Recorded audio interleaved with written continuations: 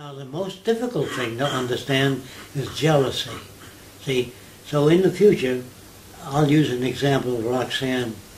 If Roxanne fell in love with a younger guy than me, or an older guy than me, there's nobody older than me. If she fell in love with a younger or older guy, if that's what she wants, it means that I'm not meeting her needs.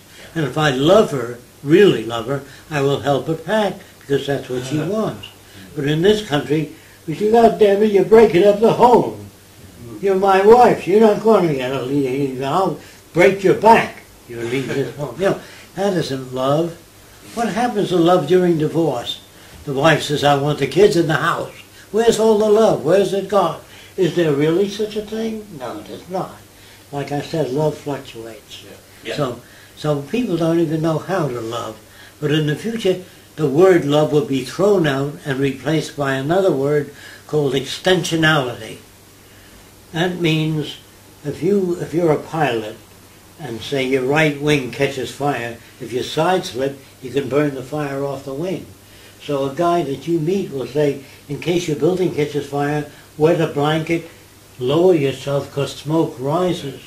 That's extensional to you, really extensional, not patriotism. I swear to uphold the Constitution. That is not any measure of patriotism. Patriotism and love is what you do to extend another person's mind or life. A girl is flattered today by you give her jewelry. She says, oh, how wonderful, you shouldn't have done that. Then take it back and see what happens. So it's all a bullshit world. So I'm saying, you know what extensionality means? A person that can extend your ability to understand the world you live in. That's real love. Yeah. So I say, I think I try to give everybody the best information I have, unless it's commercial. The guy says, in your helicopter, I notice you don't have an anti-torque propeller. You know what that means? When a helicopter blade goes around, the body tends to turn the other way. So they have a propeller in the back that keeps it straight. But if they say to me, your helicopters don't have that, how come? I don't tell them, because that could be a commercial product. I don't want them to come to my meetings just to take all the wonderful ideas, patent them. That's what they did to me in the past. They used to come up to my table at the aircraft factory, watch what I was working on, and take out patents on it. Do you understand? They had no conscience. That's competition. Well, it's crude, I thought, and cruel. And the aircraft company owns everything you think of. Did you know that? When I go to work for Douglas and invent new things, they own everything I think of. And if some guy makes a new carburetor in his garage and sells it to General Motors, they say, and now General Motors brings you, like General Motors did. Yeah. Do you understand what I'm saying? Okay. So inventors in the future will be taken care of like everybody else. They'll live well, drive the best cars the country knows how to turn out. There'll be no junk equipment that breaks down. Because if it breaks down, it's a burden on society. It's a burden on resources. You understand that? So by making, if you drive a Mercedes or some expensive car, and he drives a beat-up old Volkswagen, if his brakes fail, you die. So we don't want any old cars on the road. An old car weighs as much as a new car, so we reprocess it. Do you understand that? Yeah. Guy says, oh, you guys are very nice. No, not we're nice. We don't want anything detrimental out there. So we turn out the best equipment and make it available for everybody. Yeah. Not because we're good Joes. If you work with the less than the best, you hurt people and yourself. It's okay. Do you understand that? So kids will have any kind of books free of charge available, made available. Because the smarter the kids are, if they read Jack and the Beanstalk, it's not extension.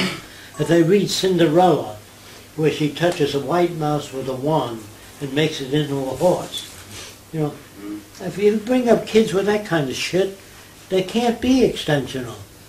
Or if you say, do you run faster than Billy? Billy couldn't be sensitive. You understand? So what if you run faster than Billy?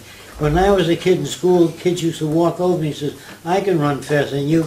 I said, you can probably run twice as fast as me. so they look for another.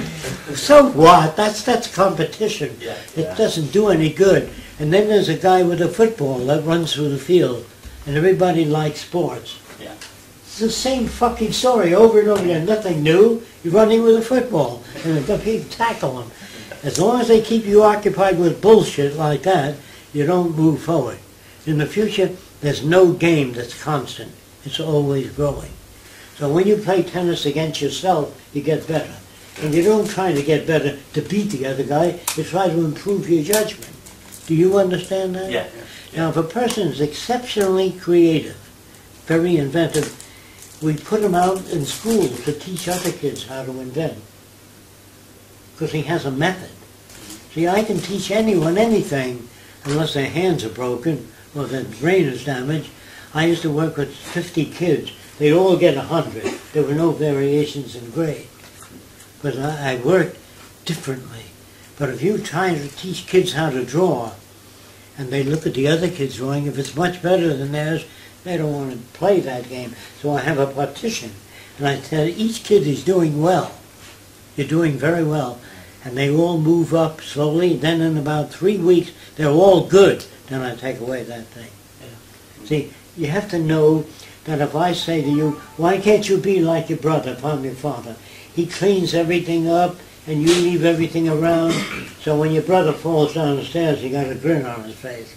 Because he's been mistreated.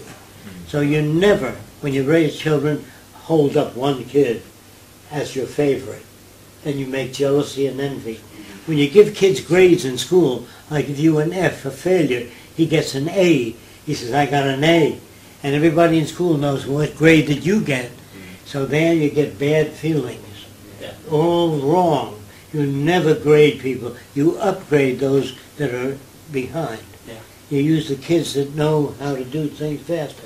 Now, if you ask people, how do you become creative? They don't know. We know. Yeah. So we make everybody creative.